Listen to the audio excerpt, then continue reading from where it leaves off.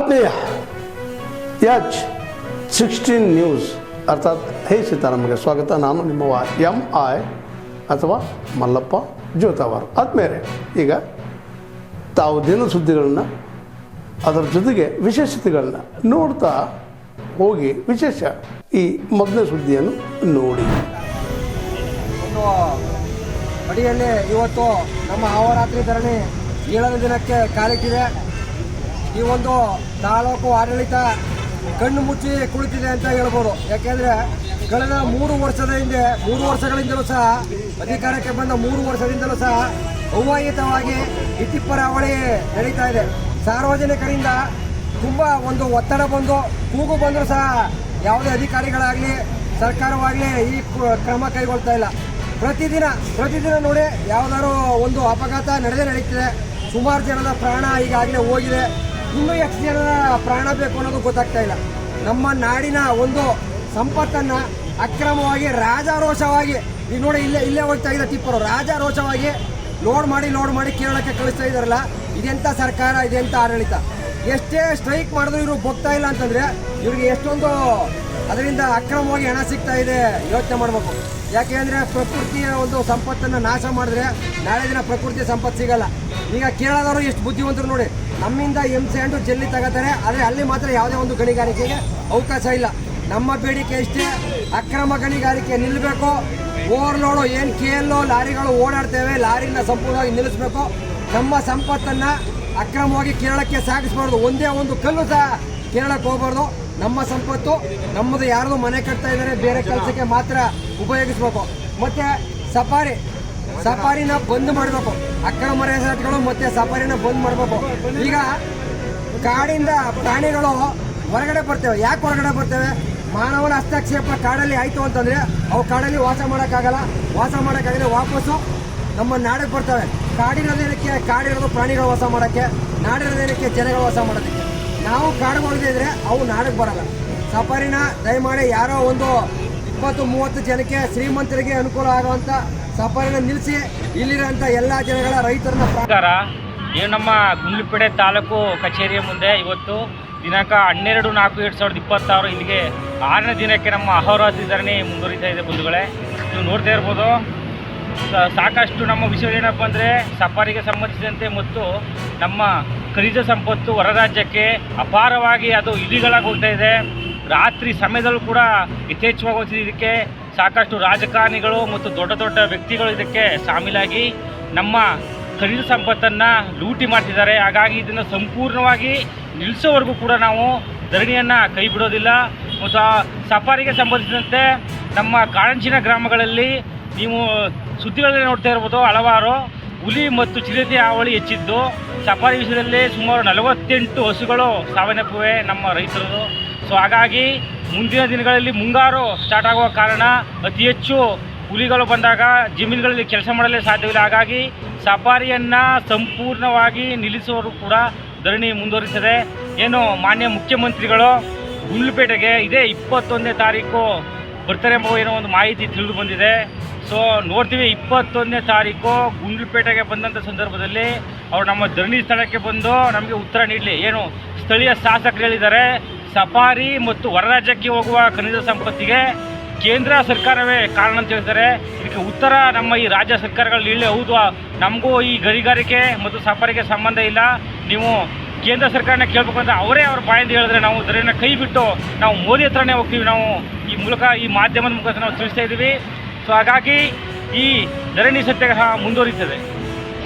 ಇದನ್ನು ಹೊನ್ನಾಳಿ ಮತ್ತು ಉತ್ತರ ಮಾಡ್ತಾ ಇದ್ದಾರೆ JV ವಿನಯಕುಮಾರ್. ಯಾವ ಪಾರ್ಟಿಯಿಂದ? ಯಾವ ಮತ್ತು BJP ಓಡಾಡೋದಾರೆ. BJಪಿಯಿಂದ ಇನ್ನೇನು ಮಾಡ್ತಾರೆ? ಇವರ ಪಕ್ಷೇತರ ಒಂದು ಮೊನ್ನೆ ವಿಧಾನಸಭಾ ಚುನಾವಣೆ ತಕ್ಷಣದಲ್ಲಿ ಸಹಕಾರ ಕೊಡೋದು ಧನ್ಯವಾದ. ಆದರೆ ಯಾವ ಪಾರ್ಟಿಯಿಂದ ಅಂತ ಹೇಳಿದ್ರೆ ನಾನೇ ಕೊಡಬೇಕು. ಭಾರತೀಯ ಜನತಾ ಪಾರ್ಟಿ ಎಲ್ಲ ಕ್ಷೇತ್ರಗಳಲ್ಲಿ ಸಮರ್ಥರಿದ್ದಾರೆ. ಅವರು ಪಕ್ಷೇತರ ಸ್ಪರ್ಧೆ ಮಾಡಲಿ, ಅದು ಅಭಿವ್ಯಕ್ತಿ ವಿಚಾರ. ಆದರೆ ಭಾರತೀಯ ಜನತಾ ಪಾರ್ಟಿಗೆ ಹೊನ್ನಾಳಿಯಲ್ಲಿ ನಾನು ಸ್ಪಷ್ಟವಾಗಿ ನಾನು ಸ್ಪರ್ಧೆ ಮಾಡ್ತೀನಿ. ದಾವಣಗೆರೆ ಉತ್ತರದಲ್ಲಿ ಮೊನ್ನೆ ತಾನೇ ಸ್ಪರ್ಧೆ ಮಾಡಿಸುವಂಥ ಲೋಕಿತ ನಾರಾಜ್ ಅವ್ರ ಜೊತೆಗೆ 8-10 ಜನ ಅಪೇಕ್ಷಿತರಿದ್ದಾರೆ. ಮತ್ತು ಚನ್ನಗಿರಿ ಇರ್ಬೋದು, ಉಳಿದೆಲ್ಲ ಕ್ಷೇತ್ರಗಳಲ್ಲಿ ಯಡಿಯೂರು ಭಾರತೀಯ ಜನತಾ ಪಾರ್ಟಿ ಅಭ್ಯರ್ಥಿ ಸಮರ್ಥರಾದರೆ ಯಾವುದೇ ಕಾರಣಕ್ಕೂ ಭಾರತೀಯ ಜನತಾ ಪಾರ್ಟಿ ನೋಡಿ ಸಂಘಟನೆ ಕಾರ್ಯಕರ್ತರ ಆಧಾರಿತ ಪಾರ್ಟಿ, ಪಕ್ಷಕ್ಕೆ ನಮ್ಮದು ಕೊಡುಗೆ ಇದೆ. ಕಾರ್ಯಕರ್ತರ ಮಧ್ಯೆ ಬೆರ್ತಿದ್ದೀವಿ, ಜನಸಾಮಾನ್ಯರ ಮಧ್ಯೆ ಬೆರ್ತಿದ್ದೀವಿ. ನಾವು ಶಾಸಕರಾಗಿ ಸಚಿವರಾಗಿ ಕ್ಷೇತ್ರ ಅಭಿವೃದ್ಧಿ ಮಾಡಿದ್ವಿ. ಪಕ್ಷದ ಸಂಘಟನೆ ನಮ್ಮದೇ ಆದ ಕೊಡುಗೆ ಇದೆ. ಭಾರತೀಯ ಜನತಾ ಪಾರ್ಟಿಗೆ ಸ್ಪರ್ಧೆ ಮಾಡೋಕ್ಕೆ ಅವಕಾಶನೇ ಇಲ್ಲ. ನಾನು ಸ್ಪಷ್ಟವಾಗಿ ಹೇಳ್ತೀನಿ, ಯಾಕೆ ಹೊನ್ನಾಳಿ ನಾನು ಸಮರ್ಥ ಇಲ್ಲ.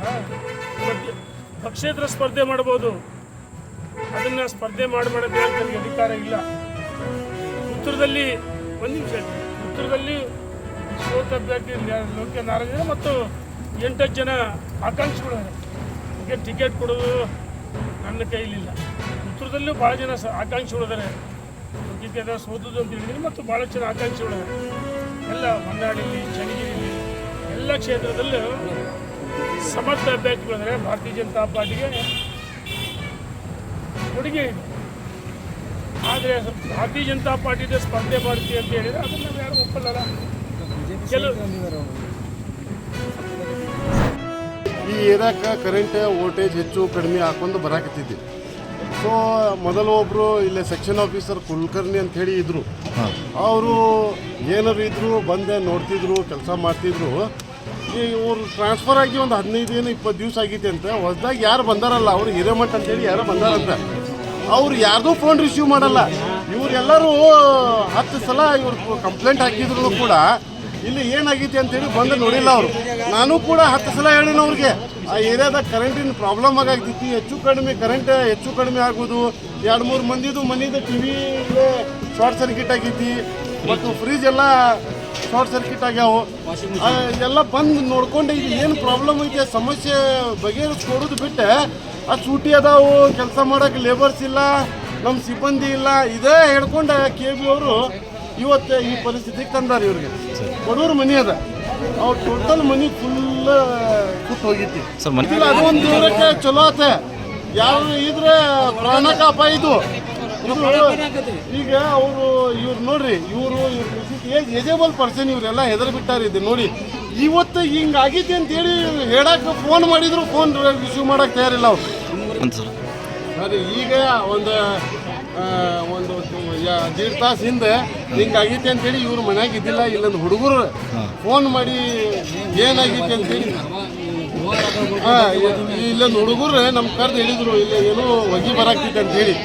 ಬಾಗಿಲ ತೆಗೆದು ನೋಡಿದ ಮೇಲೆ ಶಾರ್ಟ್ ಸರ್ಕ್ಯೂಟ್ ಆಗಿ ಎಲ್ಲ ಮನೆಯೂ ಸುಟ್ಟಿತ್ತು. ಅದು ಇಮಿಡಿಯೇಟ್ ನಾವು ಫೈರ್ ಬ್ರಿಗೇಡ್ ಅವ್ರು ಕರ್ಸೀವಿ. ಅವ್ರು ಬಂದು ಅವ್ರು ಬರೋ ಮಟ್ಟ ಎಲ್ಲ ಸುಟ್ಟು ಹೋಗಿತ್ತದ. ಅದ್ರ ನೀರು ಹೊಡೆದೆಲ್ಲ ಇದು ಮಾಡಿದ್ರೆ ಟೋಟಲ್ ಲಾಸ್ ಆಗೈತಿ. ನಿಮ್ಮ ಕಣ್ಣು ಮುಂದಿದೆ ನೋಡ್ರಿ ನೀವು. ಬಟ್ ಈ KB ಅವರು ಈ ಥರ ಮಾಡಬಾರ್ದಲ್ಲ. ಹಿಂಗೆ ಇವತ್ತು ಏನೂ ಆಗಿಲ್ಲ, ಯಾರು ಜೀವಕ್ಕೆ ಅಪಾಯ ಆದ್ರೆ ಏನು ಮಾಡ್ತಾರೆ ಇವರು? ಇನ್ನೂ ಮಟ್ಟ ನೋಡ್ರಿ ಇಷ್ಟೆಲ್ಲ ಇದಾದ್ರೂ ಅವ್ರು ಯಾರು ಬಂದಿಲ್ಲ. ಸರಿ ಸರ್, ಓಕೆ.